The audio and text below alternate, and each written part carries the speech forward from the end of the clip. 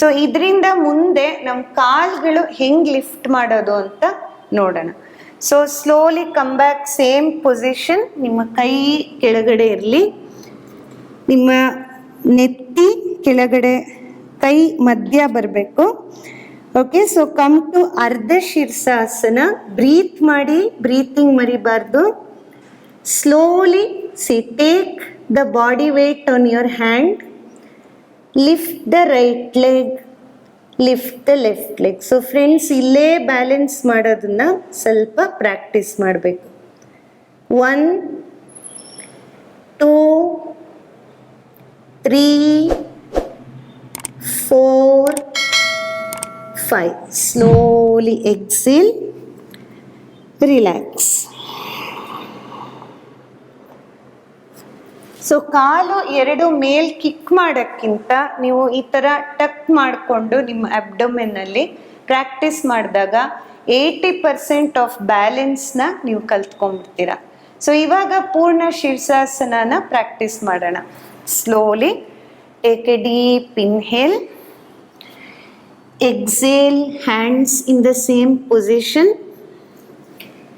Drop the head center. Slowly lift up.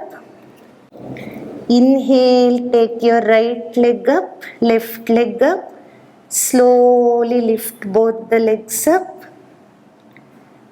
Point your toes. 1 2 3 4 5. Slowly bring your legs down one by one. Slowly come back to Shashankasana. Relax the body. Breathe in, breathe out slowly. Slowly you can inhale, come up. So ಈ ಥರ ಶೀರ್ಷಾಸನ ನೀವು practice ಮಾಡಬೇಕಾದ್ರೆ time ತಗೊಳುತ್ತೆ friends. It may take 1 day 2 day 1 year 2 year. So ನೀವು ಪೇಷನ್ಸ್ನ ಕಲಿತೀರ ಈ ಆಸನ ಪ್ರಾಕ್ಟೀಸ್ ಮಾಡೋವಾಗ.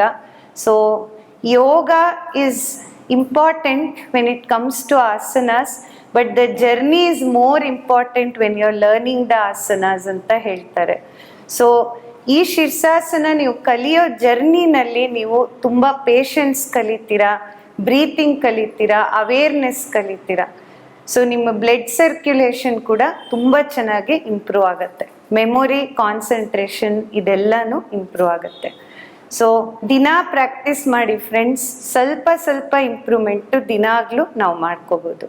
ನೆಕ್ಸ್ಟ್ ಕ್ಲಾಸಲ್ಲಿ ಇನ್ನೊಂದು ಸ್ವಲ್ಪ ಆಸನಾಸ್ ಕಲಿಯೋಣ, ಇನ್ನು ಯೋಗನ ಅಭ್ಯಾಸ ಮಾಡೋಣ. ಹರಿ ಓಂ.